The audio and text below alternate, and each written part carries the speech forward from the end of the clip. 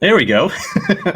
I was like, hey, I can see the logo, but I can't see us. Anyways, this is Chris Maloney, episode 8, TNT, Thursday Night Throwdown, alongside Sean Bates of the Scumbags of Wrestling, live from London, Ontario, Canada, on this stupid, silly weather night. My sinuses are going nuts. I think wind chill of -13, I think, was happening today. Yeah, probably. And then tomorrow is supposed to be, I think, +1 or something like that. So crazy-ass weather here in London. Sean, how's your week been? Not too bad. Kind of quiet, so no complaints. Yeah. So, your thoughts, AEW? I mean, you got to be proud that they exist just based on seeing that promo. Otherwise, we'd be seeing Stardust in the next ladder match gimmick battle royal WrestleMania 44, type thing. Yeah, you never know. But yeah, that was impressive. I liked the tag team match for the titles last night. I was kind of disappointed though, because it was Wardlow against Cody, that they only had like 10 minutes ish, 12 minutes for that main event in their first ever steel cage.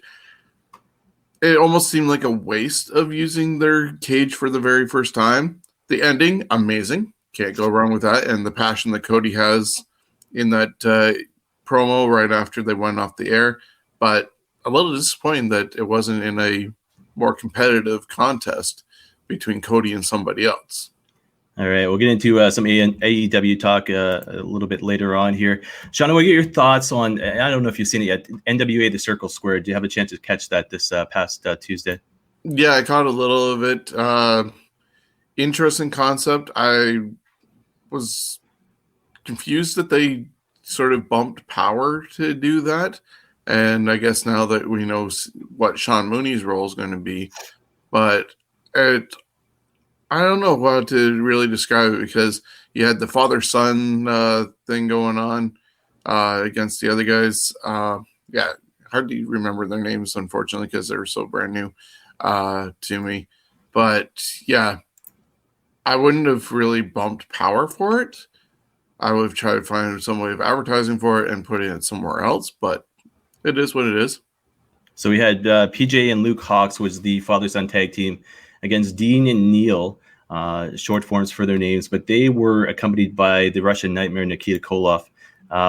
Obviously, Koloff still got ties to NWA, which is kind of cool because, I mean, you think about a blast from the past, you see Cody Rhodes in the beginning, right before we went on the air live, talking about Dusty Rhodes and Arn Anderson in the feuds back then. But let me ask you something about NWA. Have they touched enough on the lineage behind them? I mean, obviously, guys are untouchable, some of them anyways, because of the WWE and whatever the case may be. But should they be bringing more history in it besides Nikita Koloff and the Rock and Roll Express, so to speak?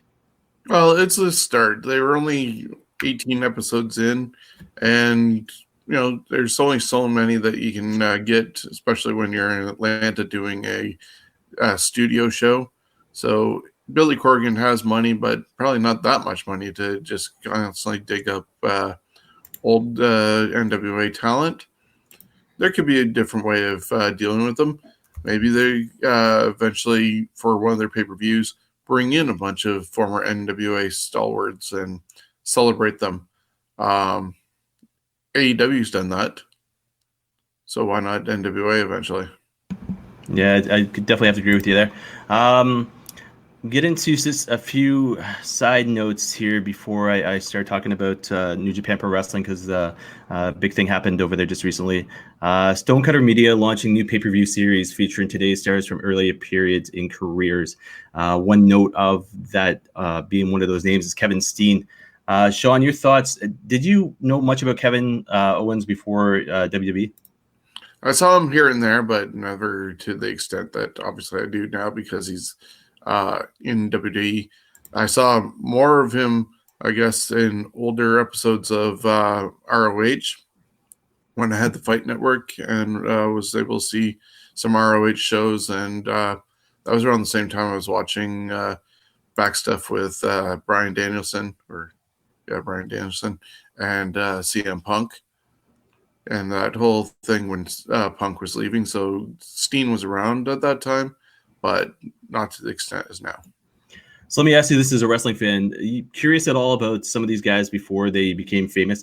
Obviously, the guys that we know from Ontario Independent Wrestling and Canadian Independent Wrestling, and we've seen their work and everything else. But take somebody like Johnny Gargano. Are you wanting to go find and see footage of him before he became famous, say, NXT wise? Yeah, sure. Why not? It's nice to look back and see where they came from, and it'll be great if even WWE Network were able to get that, and you could have a full retrospective of these guys beforehand. But there's plenty out there on YouTube and other locations too. Yeah, I find the amazing thing is a lot of these guys, like Kevin Steen in his 30s, Johnny Gargano, I think, is in his 30s as well. One of the guys that recently got signed by Impact Wrestling is Chris Bay. Any familiarity with this guy? No, I just saw the reports that he might have been in talks with AEW. Cody Rhodes dropped his name, and next thing you know, Impact is signing him. Yeah, 24 years old, so California guy, so definitely a big future ahead of him. What was that? My dog playing upstairs. It's like we're going to knock on the podcast door. I don't know. Anyways, back to focus here. Sean Spears on the latest episode of the Chris Van Vliet show. Leading into this, so we're doing a podcast right now, and we're one of many, and we're one of many in Canada, around the world, you know what I mean, focusing on wrestling. So Chris Van Vliet, one of those great guys out there who produces, really great interviews with some of these guys. The one he does with Sean Spears that I think got posted today lasts about 55 minutes, something like that. Now, the reason I'm saying this is because the other announcement was AEW announced their own podcast debuting today of all days, Unrestricted, Tony Schiavone, Aubrey Edwards. Like I said, launched today. Sean, what's your thoughts on podcasts in general as far as a wrestling fan goes? Are there too many out there? Because I know you were a big fan of, who's the guy in WWE now? Well, Conrad, but Pritchard? Yeah, Bruce Pritchard. Bruce Pritchard, yeah. So is it one of those things that's too much out there? Is it one of those things that you can be more selective as far as the content that you're listening to? There's a ton out there. Obviously, there's not enough time to catch up on all of them. Luckily, with my new dog, I can go for walks and listen to all as many as I can. But yeah, I am definitely selective. I'm not listening to Arn Anderson, and that's probably one of the five that Conrad Thompson does that I'm not listening to. I catch on post wrestling. Now that this one for AEW is happening, I'll give it a check. The occasional time I'm listening to Corey Graves. I'm not getting any time to listen to New Day. Can only imagine what theirs is like with all three voices going on. So it all depends on the content of what they're going to have, if I'm going to be definitely looking forward to listening to them or not. But yeah, there's a lot of content out there, and obviously we're some of that content. Yeah, and I mean, the good thing about podcasts, say for example, we're doing a live show right now, but the fact is people can catch us on other mediums later on, you know what I mean, whether it be audio, video, whatever the case may be. And I'm the same way. Like if I'm, walking or, just when I used to go to the gym, and that wasn't too long ago, but it's coming soon again. But the fact is, I'd throw in a podcast while I'm doing my workout and stuff like that. So, it's to me, I'm the same way with you. I'll check out AEW, but I may not hook onto it, as one of my favorite podcasts.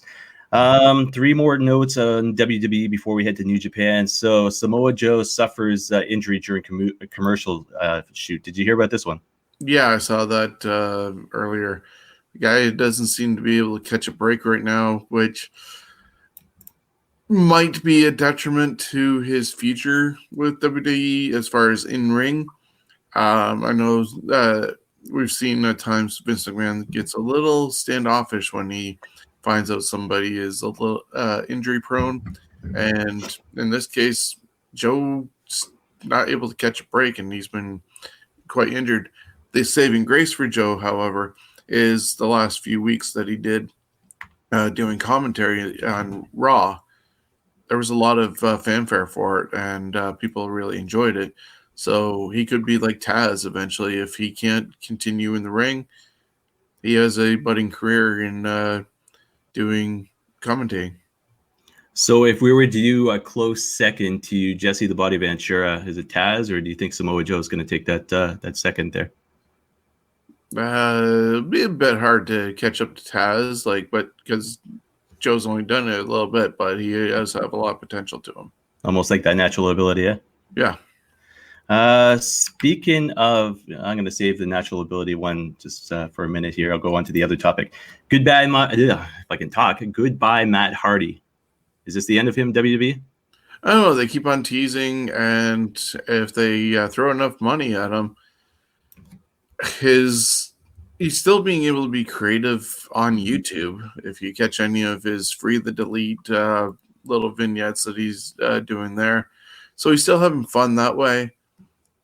Whether he stays or goes, what's his value? I guess in the ring, because he's another guy who's, I can't say getting up in age, but because he's our age, but I guess for an in-ring career and with everything he's did with the TLC matches, he's probably physically older than us because of the battering that he's taken. So can he continue?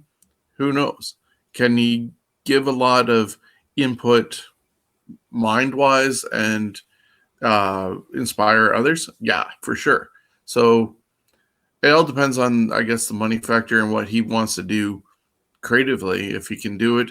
If not, yeah, maybe AEW is going to be calling him, and he is that higher power or the exalted one that the Dark Order keep on talking about. That's rumored, but they've also been throwing out rumors of the original higher power for WWE that didn't happen, as Christopher Daniels might be the exalted one. But Spoiler alert right there. I think that's just a red herring. So it's funny because you're almost segueing into my next segment here. So you talk about age, talk about natural ability, you talk about somebody who might be on YouTube, and all of a sudden I'm going to play something for you. I don't know if you heard this yet, but here we go.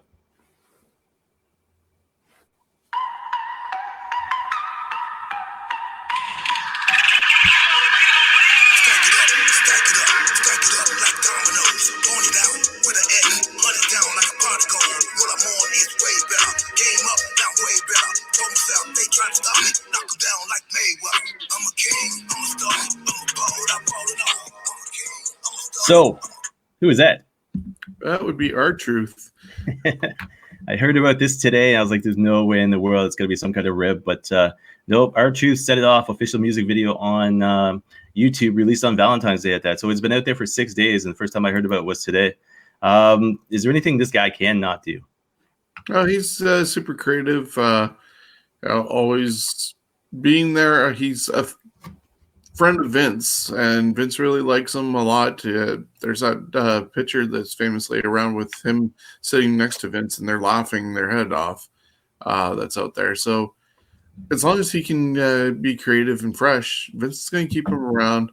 That's why he's like a 35, 36, God knows how many time 24/7, 365, 7-Eleven champion that is out there, the European hardcore cruiserweight.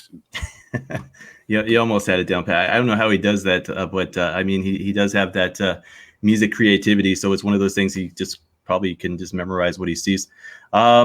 So that's the last WWE we'll talk about for the time being. We are going to do just a little bit of a rundown of what's going on for WrestleMania, as well as takeover thoughts. But Sean, you probably heard, and I know it's probably before. I know it's before our time, but the fact is, Tiger Hattori recently retired as of yesterday, the 19th. If you're unfamiliar with who he is and how much he meant to Japanese and New Japan Pro Wrestling, basically he was born in 1945, best known for his work as a referee in New Japan Pro Wrestling. Hattori was active in pro wrestling since the 1970s and one of the longest tenured members of New Japan roster, having first made his appearance in 1982. He's also worked for other companies, including Japan Pro Wrestling, Fightful, Pro Wrestling Noah. Like I said, he officially retired yesterday, February 19th. Last match being that in a main event at Korakuen Hall in Tokyo, Japan. LIJ, Sanada, Shingo Takagi, and Tetsuya Naito defeats Chaos, Hiroki Goto, Tomohiro Ishii, and Kazuchika Okada after Sanada pinned Goto. Anyways, so like I said, Tiger Hattori retires after so long in the business. To put any kind of relevance to that, it'd be like Earl Hebner and the legacy that he had. Now, we're talking way back to the days of Saturday's main event and the main event with the screw job and everything else. Did you know who Tiger Hattori was? No, unless he's Red Shoes. No, Red Shoes is another guy. Okay, so yeah, no. But I mean, the resemblance, relevance to Tiger Hattori, like I said, would be the Earl Hebner of North America. So good for him for sticking it out as long as he has been. One of the reasons I brought it up is a huge fan of New Japan Wrestling, but another reason I brought it up is because both of us have a little bit of interest, and maybe Sean a little bit more than me, but I don't know. We'll have to wait and see. And being referees, that's the goal for next year. So getting in shape. But it's one of those things you have to do to learn to bump as well. So you get trained. I can't say almost as an official wrestler. You get trained as an official wrestler, right? Yeah. From my talks with Tyson and doing email and texting back and forth a bit. Basically be training with the students of the factory in the same way that they do, except for at the same time doing a little bit different to the side of things of learning how to be rough, but you got to learn how to take the bumps and do the fitness just like them. And then obviously he said about giving different matches to watch for specific roughing. So we have to talk a little bit more once I make it to that next step, but some groundwork has been looked into. Yeah, we'll have to do the official Mega Power handshake as far as closing the deal goes, and then set a date. But Tiger Hattori, 74 years old. I mean, me as somebody going on 44 years old, taking a bump, forget about it. You know what I mean? And my mindset's going to change on that one. But Hattori being 74 years old, being able to move around the ring as well as he has been, congrats for the long career. Wouldn't be a TNT Thursday Night Throwdown show without Jonesy, of course. And he goes, of course, our truth can rap. He was one half of Crisscross. And Jones, I'm not sure how accurate that is, but thanks for the comment as always. And Sean, Crisscross, were they guys who wear their clothes on backwards?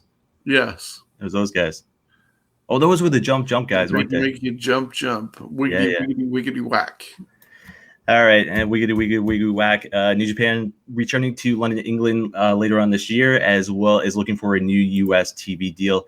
Kind of still feel bad for the fact that when Impact took over Access, they were kind of that third wheel. So hopefully they get back on TV soon, because I think Fight Network at this point is taking off the old episodes, and it's missing my New Japan. So thank God for New Japan World, but can't wait to see them back on regular TV.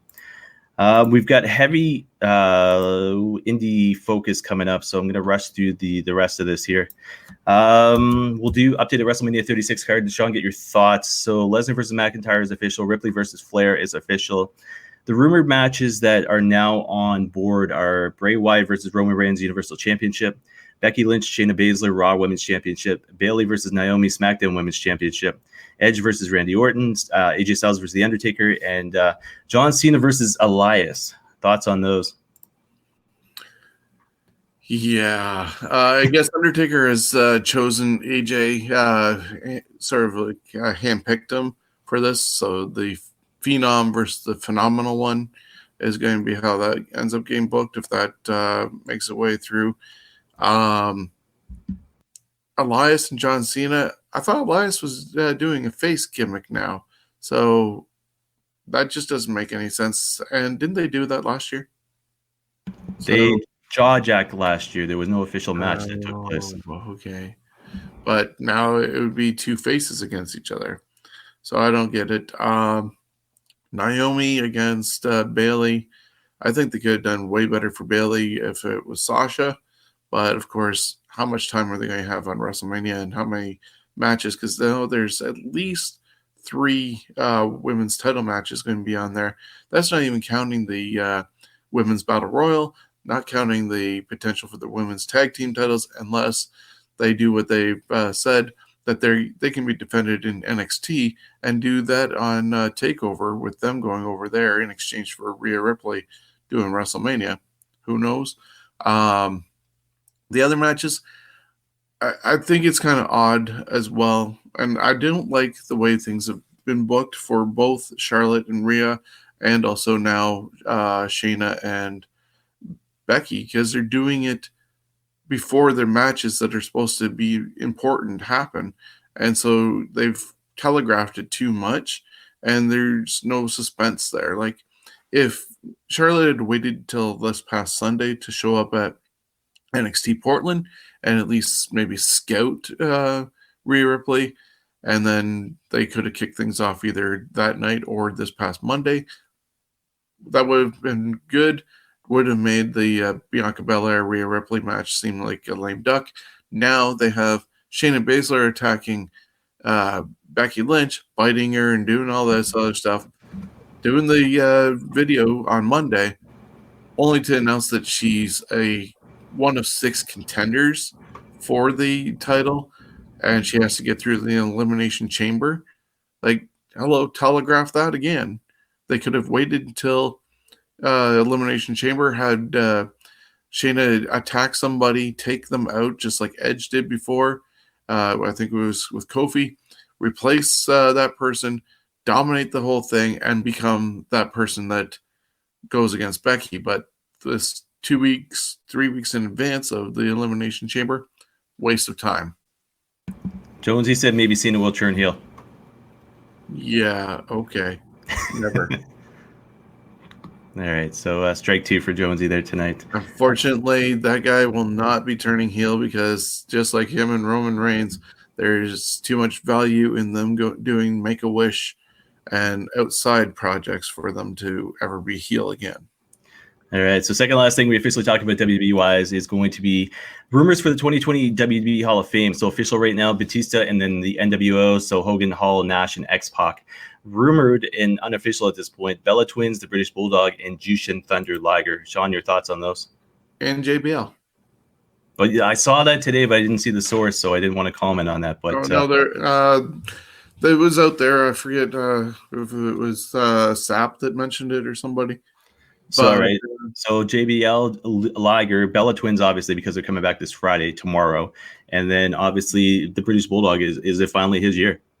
Yeah, it looks like that might be negotiated because, well, even Harry was on the bump last week, and they did a Hart Dynasty reunion on the bump live. So if Harry was hanging around, I know he's working for, I think, MLW, but that could have been one of the reasons why things got finalized with getting Davey in there, and he could be inducting his dad. So kind of like a reintroduction, you mean? Yeah. Yeah, so I'm all for it. Like, I'm one of the tag teams I used to love as a kid was the British Bulldogs. I mean, them and a lot of other guys, but the Bulldogs were one of those teams. And then Davey Boy went on his own that I could never get enough of. Anytime I watched them on TV. So, props to that. JBL definitely deserves it for what he did as far as his reinvention. Oh, God. Yeah, well, reinvention of his character. It's funny they put on groups of it wasn't the Attitude Era, but the whole. The big thing that's going on, the Ruthless Aggression series is taking place right now. Yeah, there's 5 episodes for that. Yeah, so they were showing pics of some of the groups back then. Obviously, Team Angle, you know what I mean? But then it was, who was it? JBL, the Bash. The Cabinet. The Cabinet. I forgot all about the name until I read it. And then Jillian Hall, Post Mole. So, yeah, it was he did well for his time. And then the feud he had with Eddie Guerrero was absolutely amazing back then. Yeah, coming a long way considering his debut was, or I'm not sure if it was his debut, but he had that match against Undertaker on the WrestleMania, the night after WrestleMania 12, I think, when also Mankind showed up, and it was Justin Hawk Bradshaw. Yeah, so I remember that. For him to go from Justin Hawk Bradshaw to JBL and everything that he did, the commentating. Yeah, I could see him being deserving of it. Plus, he's a former Raider. I'm a Raider football fan. No, he's talking bad sports taste right here for anybody not following football. Yeah, and you can only imagine his whole induction. He could either do it himself because he's the wrestling god, or he bring out Ron Simmons to do the speech beforehand, and it's just, damn! And then brings out JBL. That's definitely keep timing down. Well, yeah, make a lot of sense too. As long as Mr. T is not around, I think we're good. Yeah. So we're not going to go over TakeOver as far as match by match goes because it is Thursday and that was, it's all over the internet and stuff like that. But 2 things I want to mention about it is, number one, I do believe I went 6 for 6 with my predictions. You can go back and watch or listen to last week's episode. And I think I went 100% on that one. But Sean, you seen the event? I think match of the night for me was the tag team title match. So are you surprised to see DIY going at it again? A bit, because that seems to be their go back for NXT, and then this time it's Gargano who's the heel, and meanwhile it should have been Ciampa if they'd been able to finish it, but they didn't get to finish their feud, and this looks like where they're heading to for finally this year's WrestleMania Takeover weekend, because I think it was supposed to be last year that they were going against each other with the reverse roles. So there's that, and yeah, it could be Balor going against Cole for the NXT Championship. Might have called that one too. Yeah. Anyways, from there, Kathy Kelly's done with WWE. Surprised? Was she anybody to be missed? And will we see her back? Not overly surprised, because everybody seems to use WWE somewhat as a launching pad. She will be missed because she was probably the best backstage person for NXT. She's good looking too. Pardon? So she was good looking too. Oh, of course, and that's surprisingly why I don't understand how. And not kind of Balor are split up. Well, yeah, Balor's an idiot for doing that, but I mean, he seems to be happy now. But she was kind of girl next door pretty, you know what I mean? Yeah. She wasn't kind of over the top, Pam Anderson style. Exactly. And so, with her being the most experienced one backstage, there's going to be a big hole.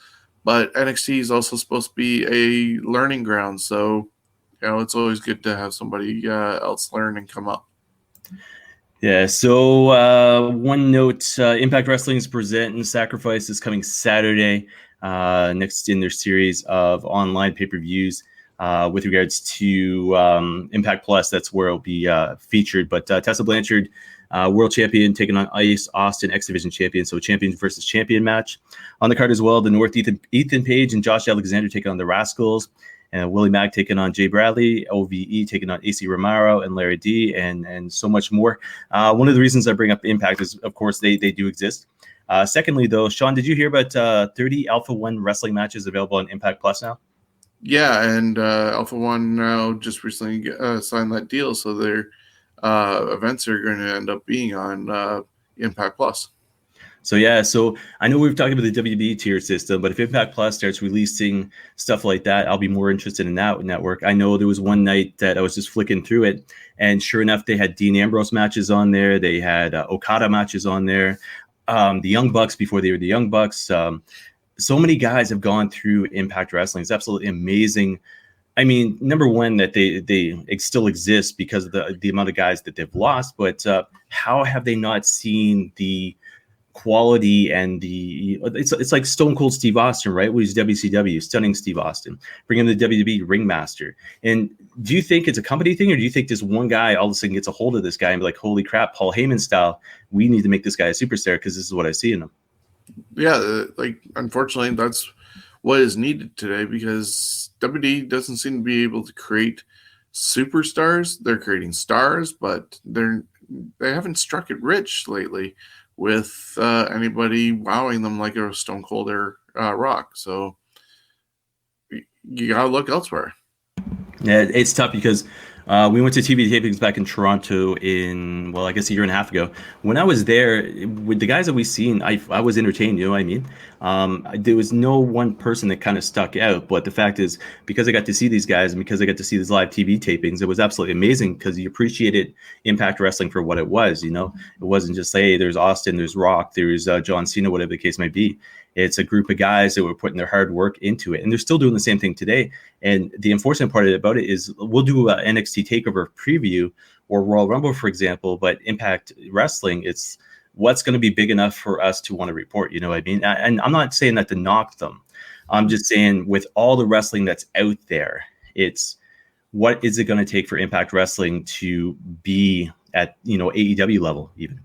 Well, the problem with them, unfortunately, is like you said, they put out a really good product. They're going to do it again at the end of March with Lockdown in Windsor at St. Clair College, and probably do a couple more tapings at St. Clair College afterwards for their show. Their biggest issue, and I've said it numerous times, either on the Scumbags Wrestling podcast or here, they have that albatross of the name TNA in their history, which they're bringing back for one night. Yeah, and they're going to bring it back, and it's been considered a joke. It's been considered something that failed miserably, and unfortunately due to bad management, not necessarily due to talent. And so because they have that stench and stigma to them, it's hard to shake it and become the company that they actually are. Like, as you said, we went there to the Rebel in Toronto, and it was a really good card. Since Scott D'Amore and everybody else got their hands into it, the direction is good. People might complain about Tessa Blanchard being the champion. Piss on them. Pardon? Said piss on them. Exactly. But, other than that, they are not failing. It's just they got a bad image of their history. Yeah. So last thing we'll do, talk about Pro here, like we do every week. AEW 893 this week versus NXT 794, so about 100,000 viewers in between them. Last time AEW actually lost to NXT was December the 18th, 2019. I believe that was almost like a super show for them. Highlights for me for AEW, the Tag Team Battle Royal, Mox versus Cobb. Cody's moonsault off the top of the cage. Still tension between Omega and Hangman. Darby Allin gets a huge pop. I think the future is huge for that guy. The AEW Unrivaled collection, which is finally their action figures, and the ones that we got to see was Cody, Brandy, Kenny, Jericho, the Bucks, launching later this year. And then over to NXT, we had Chelsea Green finally picking up a win. DIY segments going on. The Undisputed Era beating down the Dream. Bianca Belair challenging Charlotte Flair. And then Jordan Devlin as the NXT Cruiserweight champion going over Leo Rush. Sean, your thoughts on any of the highlights between the two shows there? NXT still has a really solid show. Once again, they show it again on Thursday. So even if you're in Canada and can't watch it on live on Wednesday, you can see it fully on Thursday or in a highlight fashion on Friday on 360 for Sportsnet. AEW, you're going to see live. People know that they can do that even in the United States, and they do get NXT live. But AEW this week did build up a lot of good preview to get to this one, and this one was a stacked card, basically, of what they presented. Can they do it every week? Who knows? I've heard mixed on things from other fans. But this week, admittedly, AEW did have, on paper, the better card to want to look at. And they're doing the good thing also of advertising in advance, so you know what you're going to get. They've advertised the next 2 weeks leading into the pay-per-view. So, yeah, it's not hard to decide which one you're going to watch, especially here in Canada. But yesterday's show, it was stacked. Yeah, fans over the internet today, the comments I've read all over AEW as far as being a great show last night, and I have to definitely agree. Last night of Pro, so this coming Monday, February 24th, Monday Night Raw taking place from the Bell MTS place in Winnipeg, Manitoba. I believe that's the first Raw since the brand split. So if you're in the Winnipeg area, go check it out. It's always a good time as far as live action goes, or whether it be pro or Canadian independent wrestling. From there, we go into #WeAreCIW, so the Canadian independent wrestling scene. Oh, wait, you're cutting me off. Sorry, that show, I don't think we're going to be covering it, but that Raw is actually their go-home show to Super Showdown in Saudi for next Thursday. I will comment. I've gotten a little bit better because it's time has healed all wounds, I guess, or whatever the case may be. But anyways, not a big fan of that, but I'm optimistic that maybe we'll get to see good things. I mean, obviously, last time around, Natalya versus Lacey Evans was huge. You know what I mean? And to me, as a wrestling fan, I kind of lit up on another journalist that was out there. And I'm not saying I'm a journalist, but I'm just saying journalist. Yeah. Anyway, long story short, they are going in the right direction as far as chains goes. It just, for me personally, I think it's going to be a matter of time. Yeah, because, next Thursday, by the time we do this show, that Super Show will be over with. So if we're going to preview it, fine. If not, understandable. I know your stance on it in a way. So we'll carry on, but it does probably going to have some reflective for WrestleMania or Elimination Chamber. Yeah, we'll definitely touch base on it, and between our my website and then basically your podcast yourself, I'm sure you're going to touch base on it as well. Yeah, this weekend's podcast will preview that as much as I can leading up to the Super Showdown. All right, so it's okay if I get into Canadian independent wrestling now? Of course. Okay. All right, so hashtag we are CIW. As always, I'll do the rundown first. Sean will correct me on anything I've missed, and I feel like I've missed something already. But anyways, tomorrow, February 21st, LLCV Rumble presented by La Lutte C'est Vrai in Saint-Jean-Bourg-Ami, Quebec. Getting better at these names. Femme Fatalities 23 in Ottawa, Ontario. RCW Wrestling Ain't Easy. I believe that's with The Godfather, presented by Real Canadian Wrestling in Calgary, Alberta. Thrash Wrestling Running Rough Shod, SHOD, in West Kelowna, BC. Not exactly sure what that means. But, Sean, anything I missed for the Friday? We Ain't Playing is coming to the Great Hall in Toronto, and that is Super Kick Pro Wrestling. Okay, so I missed one. What about Crossbody? Are they doing anything tomorrow? No. Oh, that was the one I thought I would miss. Yeah, no. Their Showcase 30 isn't coming up for a bit. All right, so there we Might go. be next week. So Super Kick I did miss. So Saturday, February 22nd, North Pro La Revanche, Edmonton, New Brunswick. MBW 2.0 Blind Date in Drummondville, Quebec. Collision presented by Loot FCW in Shawinigan. I just love saying the name Shawinigan, Quebec. Loot NCW Wrestling, Nuit de Blizzard in St. Therese, Quebec. A lot of Quebec shows taking place. Gala de la Lutte OCW presented by Loot OCW in Drummondville, Quebec. RCW High Times in Edmonton, Alberta. Fruition presented by Pro Wrestling Alliance in Edmonton, Alberta. 365 Pro Wrestling in Campbell River, BC. And Thrash Wrestling Fight Night in Pentagon, BC. I don't see a show in Ontario. Am I missing something? There is one. Okay. I have Northland Wrestling presenting Conquest 4 in North Bay, Ontario. All right, very good. And Sunday, I've got 3 shows listed. HWE Pop-Up in Hamilton, Ontario. Any Given Sunday 8 presented by Smash Wrestling in Toronto, Ontario, featuring the remix of Professional Wrestling Kevin Bennett. And Battle War 72 in Montreal, Quebec. Anything I missed there? No, I only have those 2 for Sunday. All right, very good. So this week, I was thinking about ideas and everything else, and I realized there's 2 huge shows taking place. Neither one, unfortunately, I'm going to be at. Sean's going to be at 1 for 2, unless he wants to take a trip to Montreal. But he'd have to get back in time for Sunday. So anyways, right now we're going to go into Femme Fatale presents Femme Fatale 23, cross-promoted by C4, Friday, February 21st, so tomorrow, St. Anthony's Banquet Hall in Ottawa, Ontario. Doors open 6:30 p.m., meet and greet 6:30 till 7:30 p.m., and then bell time's at 8. C4's their wrestling website is c4wrestling.com. Femme Fatale is facebook.com/femmefatale21. 1, 2, 3, 4, 5, 6 matches taking place. And there is some relevance for us here because of the fact we were at the summit August of last year? Yep. So a lot of these names you're going to be familiar with if you're at the summit, of course. But Sean, I'll get your thoughts just on maybe a winner if you're familiar with it, and then your thoughts on the names in the match. And no idea what the hell that was. He has a new toy. The dog again. Well, Yeah. You know what? It's between your dog and my wife. It's been entertaining. So anyway, Vita Scott taking on Nevaez, taking on Ashley Vox, taking on Alexia Nicole. Four-way dance, I guess you want to call it. Thoughts on a winner and thoughts on the names in this match? Well, yeah, Nevaeh, definitely impressed when I saw her at the Canusa here in London. Vita Scott, she's actually going to be the next on Sunday going for the Smash Women's title. And of course, everybody likes Alexia Nicole. Ashley Vox, I saw her at the Summit. Should be a really good fatal 4-way match.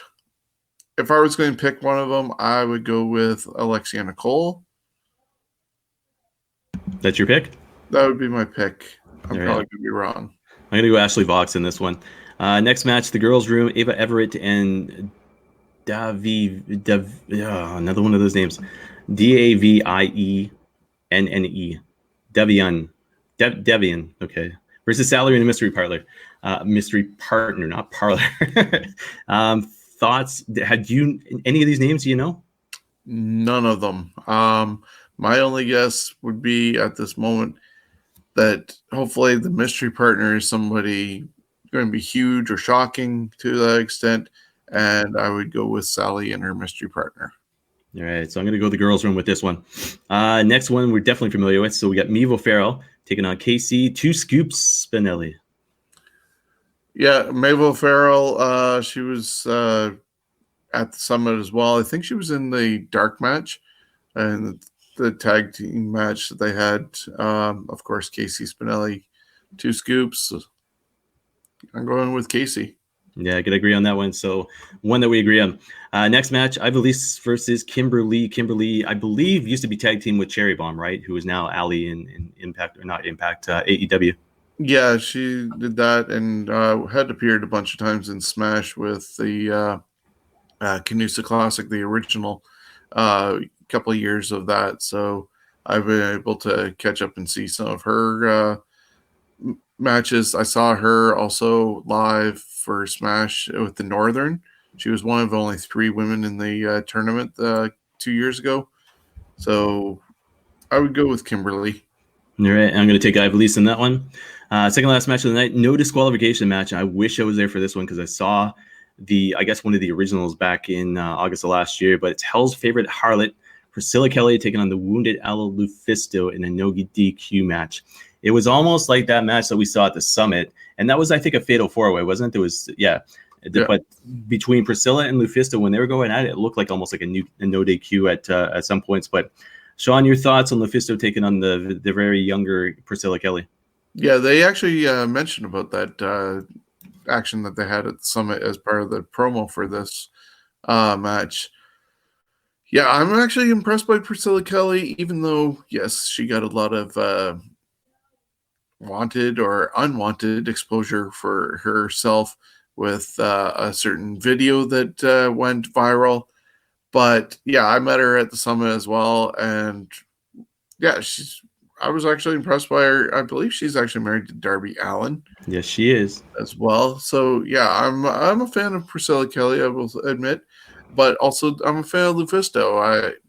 During that time with the Canusa Classic here in London, I was privileged enough to be driving her and Jordan Grace around from the hotel to Comic-Con and back, and got talking with her and got her what was supposed to be her retirement T-shirt, but it looks like the Wounded Owl has that one.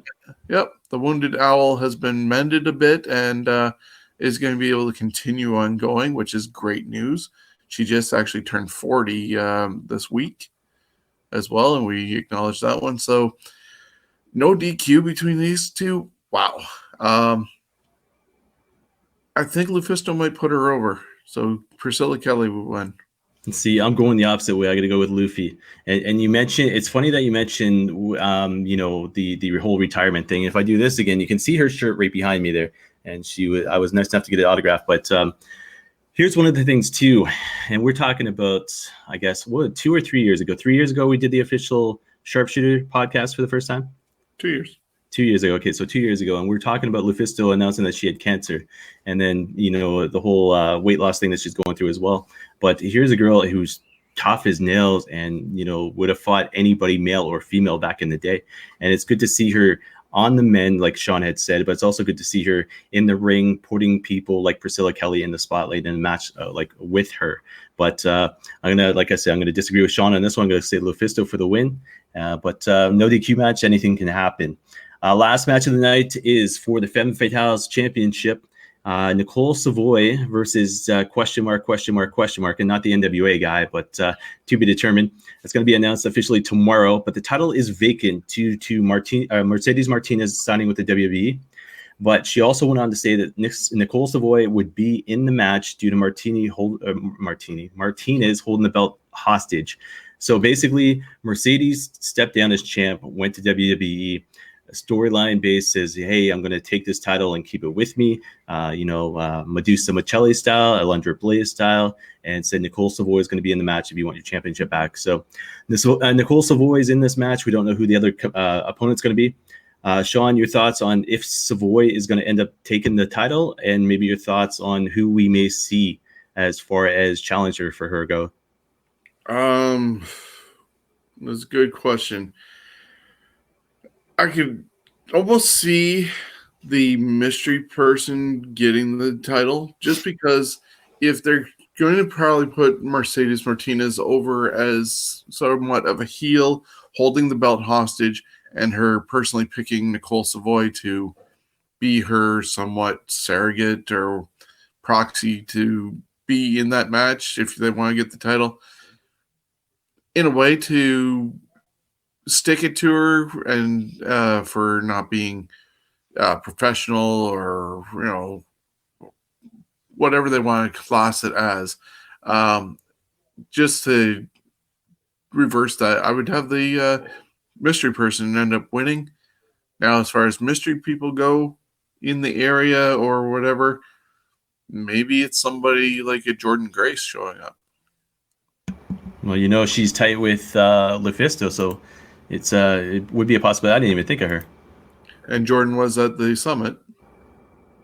So okay. I'm just sort of pulling a name out of there, and she just recently became the Impact Women's champion. So why not Femme Fatale's champion? You know what? I'm gonna take a shot in the dark, and I'm not even sure of her status right now. But I was just looking at the links here. I'm gonna say Vanessa Craven. Yeah, that would be a huge comeback. She just had her birthday, and I'm not sure if she's cleared to return after her leg injury. So that'd be a huge return. I wouldn't doubt that one. So there we go. Officially Vanessa Craven. Let's see if I can pull off another 6 for 6 or 7 for 7 on that one. But like I said, Femme Fatale is taking place tomorrow night. I hit the share screen button. That's not good. Tomorrow night, Friday, February 21st, 2020, St. Anthony's Banquet Hall in Ottawa, Ontario. Doors 6:30. Bell time at 8. And again, facebook.com//Femme Fatales 21 is their official address. So from there, go from one preview win to another one. And Sean, you're actually going to this one, eh? Yes, I am. Also, unfortunately, Josie's not going to be coming, but Alex and Daniel are coming with me. I'm meeting up with Steven, who actually lives right near the rec room. And we're also meeting up with James, who is Chops, Ringside with Chops, and a part of the Ontario Indie Wrestling Podcast Network. So we're going to meet up and do some stuff together, I guess, on Sunday. And so the 5 of us are meeting up for any given Sunday, 8. Yeah, I'm going to say I hate you all right now, but we'll have to. I'll be looking forward to the results. But anyways, any given Sunday 8 presented by Smash Wrestling, Sunday, February 23rd, 2020, taking place at the Rec Room in Toronto, Ontario, Canada. Doors at 6:30 p.m. Bell time at 8. Website for them is always smash-wrestling.com. 1, 2, 3, 4, 5, 6, 7 matches I've got listed.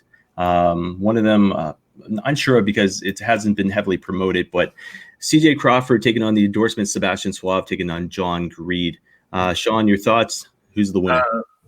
Unfortunately, I need to correct one thing and it's not your fault or anything, but I guess somehow the promo or picture got through without being properly checked, and Alan Taylor put the wrong initials. It's actually TJ Crawford instead of CJ Crawford. John Greed, the endorsement, Sebastian Suave. I have no idea who TJ Crawford is, but if I was going to pick between those ones, I could see Greed taking it. See John Greed taking it. Yeah. Sebastian's former tag team partner from the Overdogs. Yeah. The big man could take it. All right. Well, I'm going to. Okay. So, here's the deal. No, neither one of us are going with CJ or TJ or Mr. Crawford there. I'm going to go with Sebastian in this one. I did want to go with that, but I thought maybe a little too obvious. That's why I agreed. Next match on the card, and you talk about name change. I see this one changing just because of the fact that we had been talking to Shiloh at the event here in London, and Kyle Boone. I don't know if he's still concussed. I don't know what's going on with him. But one of the matches listed is Baywatch with Kyle Boone, the lifeguard on duty, Joshua Pine taking on the Philly Marino Experience. That's Philly Collins and Marino Tenaglia. Sean, have you heard anything about Kyle Boone recently and whether or not this match is taking place? No, I don't have an update on Kyle. I haven't checked in with him on that one. But I think it was talked that he should be ready in time for Sunday. Yeah. So maybe you guys will get to see that match. Winners in this one. I'm going to go with Baywatch. All right, I'm going with Philly Marino did impress part of the I think it was the Faithful 8 tag team tournament, or the tournament that they did with 4 different promotions last year. Yeah, they impressed, but I'm going to go with the homegrown guys, Baywatch. Yeah, I'm going to go Philly Marino simply because of the fact anybody with the name Philly Collins deserves to be rooted for. So that's my pick in that one. Next match, another tag team match: Bear Country, Bear Bronson, and Bear Boulder taking on the Main State Posse, Aiden Agro and the Danger Kid. Sean, familiarity with either one of these two teams, and who do you pick? No clue who they are. I like the idea of Bear Country, though, because I think they wear some sort of mask when they come in, almost looking like a umpire's mask from what I saw. They obviously probably take them off, and they could be, I'm guessing, a team much like TDT. So I'm going to go with Bear Country. And I got to go Main State Posse simply because of the fact I'm East Coast and they are East Coast of the U.S. So East Coast for the East Coast right there. Definitely familiar names in this next match here. Psycho Mike taking on the Wild Child Jody Threat. Are we going to see Threat get the best of Psycho Mike? Well, if she does, it could be due to some wonkiness, whether the conscience gets involved or something. I want to go with Psycho Mike in this run. I do like Jody Threat a lot, but maybe he also has his magic lamp. Yeah, it's funny. I was going through pictures the other day, and that's one of the ones I had found. I was like, I forgot all about the gimmick, but you never know. They could bring it back. It is Toronto, right? It is Toronto. And if they're going to be filming it, they can really bring out the magic lamp. Yeah. Next match is what I consider to be match of the night for me. Speedball Mike Bailey taking on Tarek. This one's going to be, just basically hard hitting, flying all over the place. You talk about no DQ for the last preview there, and this one I could see easily going that route, borderline disqualifications, But Tarek right behind me there, finally got the T-shirt autographed after I think 7 months. So, but anyways, Mike Bailey, first time I ever saw him, I think was here in London, but he's impressive. Tarek is one of the two guys I love in Smash Wrestling, so I got to go Tarek in this one. But Sean, your thoughts on the two going at it in this one? It will be an incredible match. Speedball, amazing. He had won actually the Northern Tournament and was supposed to go against the champion at Super Showdown, but because of injury, he didn't do it, and Garcia got the match. So we could have been looking at the Smash Wrestling champion if that he had been healthy. Going against a former champion, wow, these two are going to be awesome. Like I said, now as far as this card goes, I only see really 2 places that it should be put.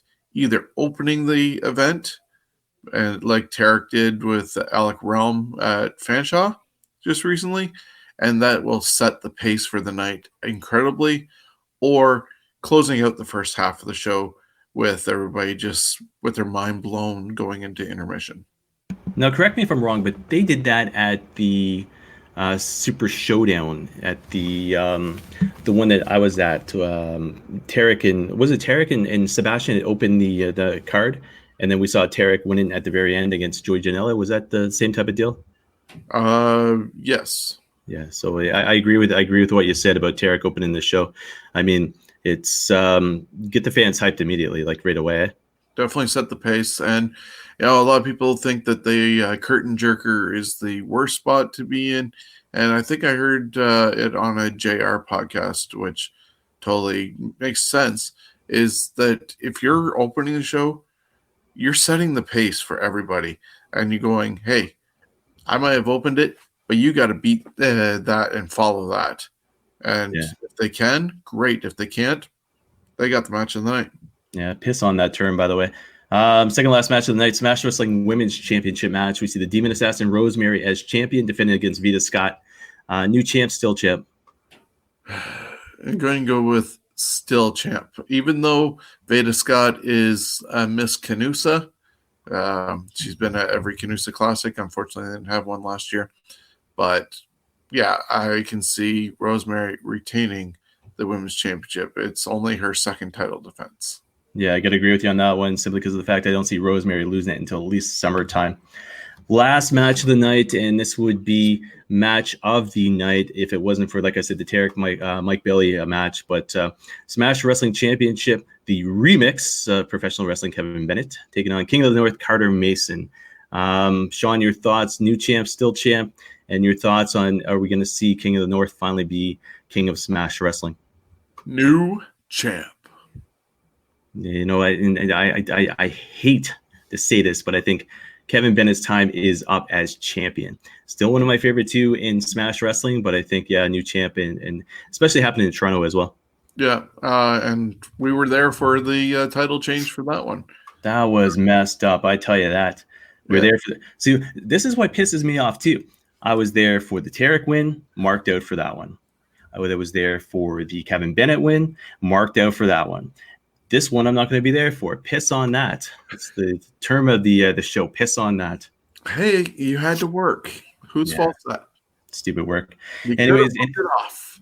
Yeah, too much time booked. I've booked time off just to do this show every Thursday night. So, the case in point. Any given Sunday 8 presented by Smash Wrestling. Sunday, February 23rd, the Rec Room Toronto, bell time 8 p.m. smash-wrestling.com. We'll get Sean's thoughts recap next week, as well as look for everything he does on the Scumbags of Wrestling Facebook group. As far as a lot of live that day. Yeah, I figured as much. Last note on Canadian Independent Wrestling here is, are you aware of this? So WXW Now Showcase, Tyson Dukes taking on Brent Beggs, taking on Sebastian Suave, taking on Tarek, Saturday, March 7th, 2020 in Oberhausen, Germany. Did you hear about that?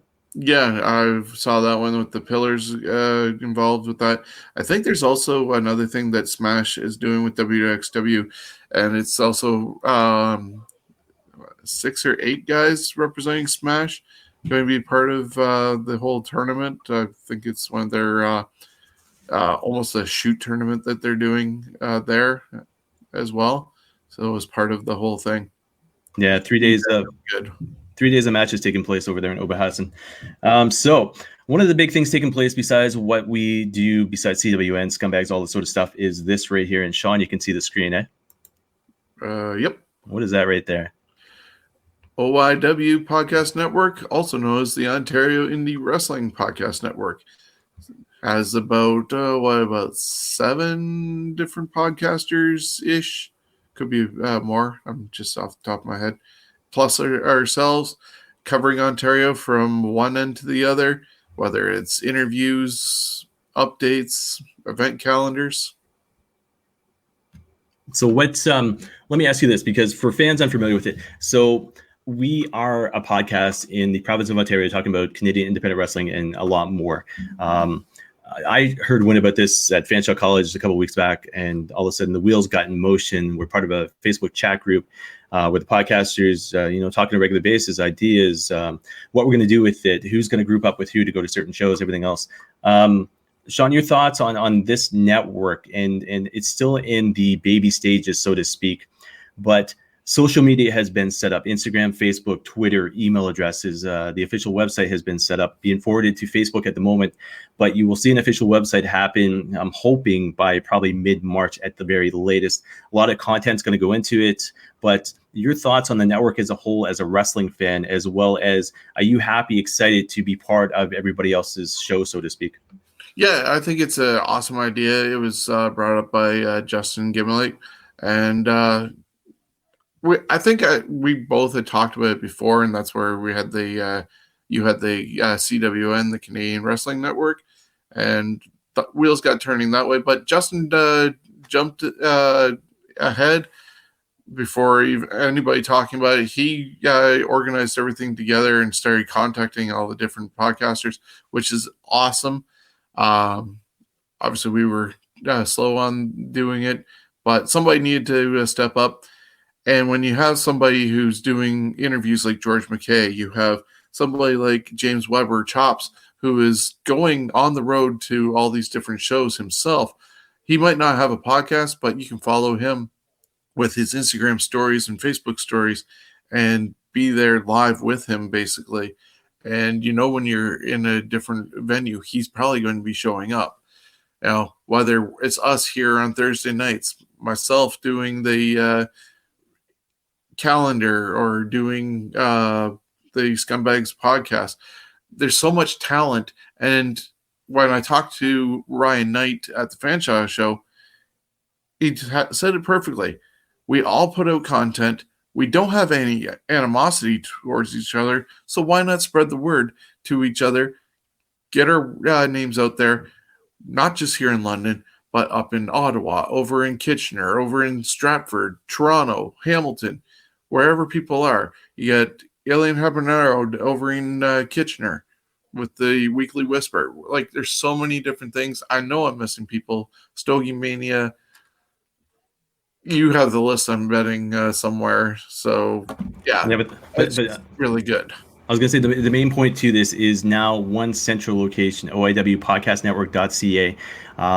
Like I said, that will link you to Facebook right now, the group, I do believe, and then you'll be able to see who is out there, what they do, find out what interviews they've done, get a backstory, a bio about them and this and that. And like I said, oiwpodcastnetwork.ca, hit that up, join the Facebook group, like the Facebook page, go on Twitter, Instagram, email us if you want to, oiwpodcastnetwork@gmail.com or at outlook.com, but this is something that's in the works. This is something, like I said, within probably the next month, by mid-March, I'm hoping to have down and launched and everything else. And on top of this show, it is a big haul, but I'm looking forward to, because I want to see what I can do with it. And as Sean had mentioned, way back in the day when CWNonline.ca was the Canadian Wrestling Network, I had visions of doing something like this back then. But this here I'm excited about because I'm part of it.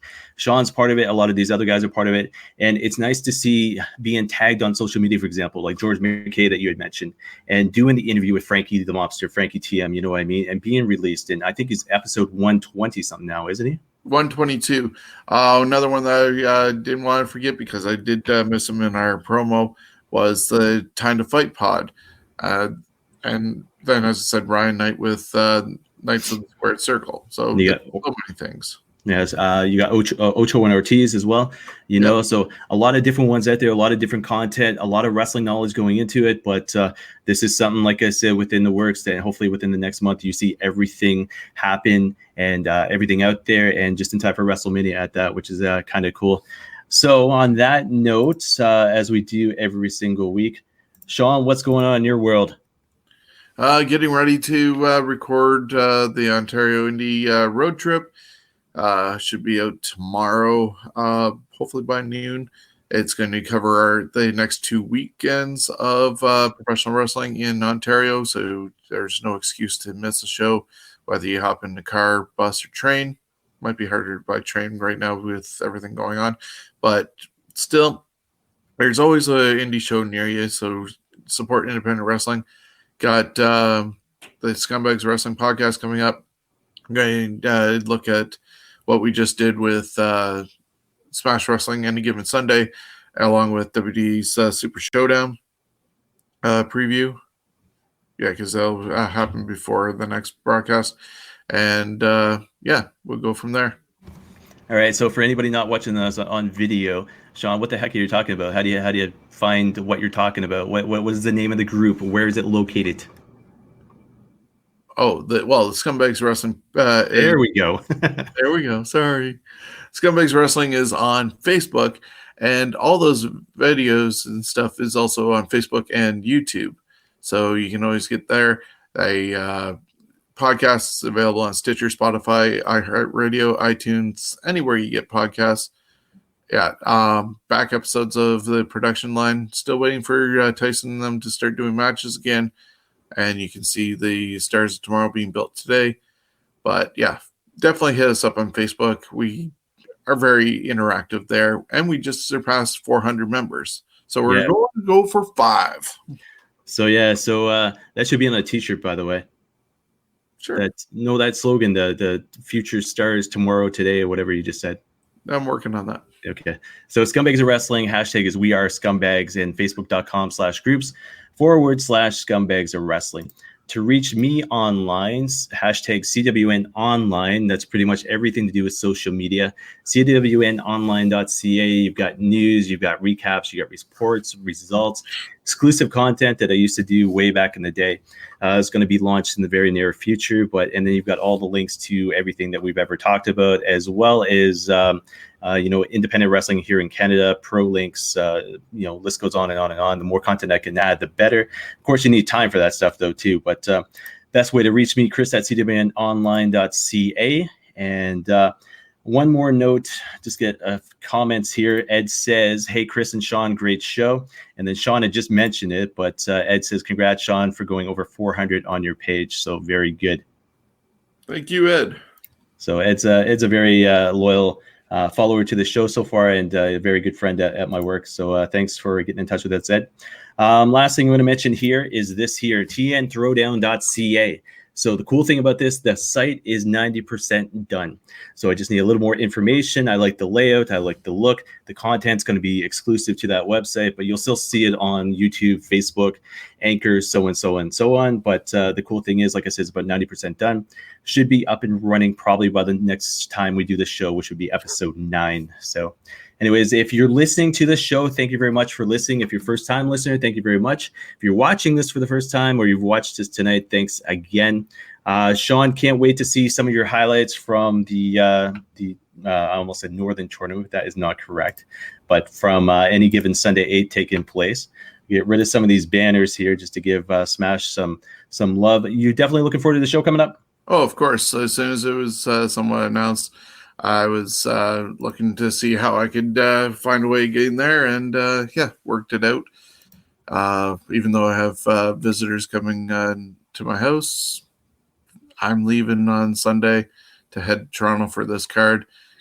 Definitely want to see the main event with the title on the line. Yeah, so look for updates on Sean's wrestling group, facebook.com/groups/Scumbags of Wrestling.